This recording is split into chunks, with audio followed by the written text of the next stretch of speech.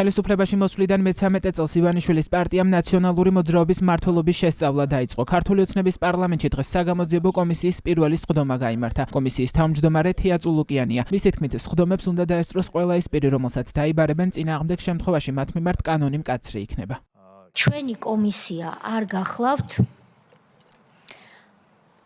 რაღაც მორიგი ფორმატი, სადაც მხოლოდ საუბრისთვის იკრიბებიან ადამიანები. ჩვენ გვაქვს ძალიან დიდი პასუხისმგებლობა, მაგრამ გვპირდებით, რომ ამ გამოწვევას თითოეული ჩვენგანი ღირსეულად უპასუხებს და ჩვენს მომავალ თაობებს მათთვის ვაკეთებთ ამას, დავუტოვებთ დოკუმენტს, სადაც რეჟიმიც იქნება დახასიათებული ფაქტებზე დაყრდნობით და არა იმის მიხედვით, ვინ ვის მოგწონს.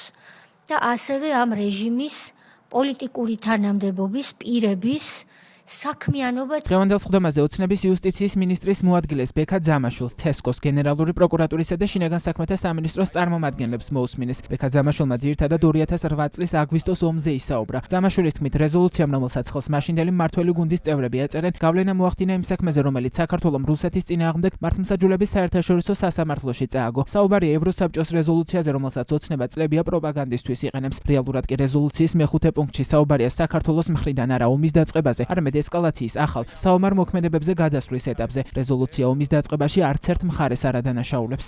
რეზოლუციის მე-5 პუნქტში აღნიშნული არის, რომ სრულმასშტაბიანი ომი დაიწყო საქართველოს მიერ ცხინვალის დაბომბვის შედეგად.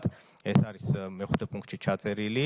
აქვე საუბარი არის, რომ ორივე მხარემ, საქართველოსაც და რუსეთმაც დაარღვია საერთაშორისო სამართლის არაერთი ნორმა და მე-11 პუნქტში კიდევ უფრო მძიმე ჩანაწერია გაკეთებული. იქ საუბარი არის, რომ მათ შორის ქართული მხარე არღვევდა, იყენებდა კასეტური იარაღს, იყენებდა არაპროპორციულ ძალას და ჩადენილი არის ომის დანაშაულება. რუსეთის დელეგაციამ სწორედ იმიტომ, რომ ორივე მხარე იყო დადანაშაულებული, მათ შორის რუსეთის მხარე ხელი არ მოაწერა ამ რეზოლუციას, თუმცა საქართველოს დელეგაციამ ხელი მოაწერა. ოცნება, რომელსაც 26 ოქტომბრის არჩევნების გაყალბებაში ადანაშაულებენ, ნაციონალური მოძრაობის მმართველობის პერიოდში ჩატარებული არჩევნების გამოძიებას გეგმავს. თია წულუკიანი დღეს ამტკიცებდა, რომ 2004 წლის 28 მარტის საპარლამენტო არჩევნებზე ათასობით მოქალაქეს ხმები წაართვეს. 2008 წლის საპრეზიდენტო არჩევნებში კი ლევან გაჩეჩილაძე სავარაუდოდ მეორე ტური მოპარეს. მომდევნო სხდომა ძირითადად სწორედ ამ საკითხებს შეეხება. კომისიაზე იბარებენ ცესკოს ყოფილ თავმჯდომარეს ზურაბ ჭიაბერაშვილსა და 2008 წლის არჩევნებში პრეზიდენტობის კანდიდატს ლევან გაჩეჩილაძეს. 21 თებერვლის სხდომაზე ასევე იბარებენ ნათია მოგელაძეს, რომელიც სახელმწიფო აუდიტის სამსახურის პოლიტიკური პარტიების მონიტორინგის დეპარტამენტის უფროსი იყო.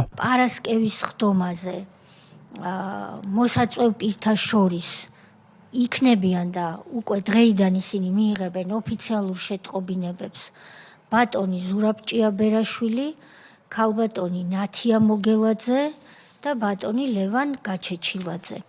რა თქმა უნდა, წამყვანი თემა პარასკევის სხდომისა იქნება 2003-2012 წლებში გამართული სხვადასხვა დონის არჩევნები, მაგრამ მოცემულმა პირებმა ისიც უნდა იცოდნენ, რომ მათთან გასაუბრება არ იქნება მხოლოდ არჩევნებით შემოსაზღვრული. ოცნების საგამოძიებო კომისია 8 წევრისგან შედგება. ოპოზიციური პარტიების წარმომადგენელთა ადგილებს ევროპელი სოციალისტების და ხალხის ძალის დეპუტატები ოზარ სუბარი, გურამ მაჭარაშვილი და ილია ინჯია იკავებენ. ქართული ოცნებიდან კომისიაში არიან თია წულუკიანი, ალექსანდრე ტაბატაძე, ალუდა ღუდუშაური, პაატა სალია და თენგიზ შარმანაშვილი. შარმანაშვილი 2011 წელს მიხელ სააკაშვილის წარდგინებით საქართველოს საგანგებო და სრულუფლებიანი ელჩი გახდა სომხეთში. 2009 წლებში კი სახელმწიფო საკონსტიტუციო კომისიის მდივანი იყო. კიდევ ერთი დეპუტატი, რომელმაც ნაციონალური მოძრაობის მმართველობის პერიოდი უნდა გამოიძიოს, ალექსანდრე ტაბატაძეა. ის 2003-2008 წლებში შინაგან საქმეთა სამინისტროში სხვადასხვა თანამდებობას იკავებდა. რაც შეეხება ალუდა ღუდუშაურს, 2003-2004 წლებში ის შინაგან საქმეთა სამინისტროს ინსპექტორ ფელდეგერი და ყაზბეგის რაიონული განყოფილების უფროსის მოადგილე იყო.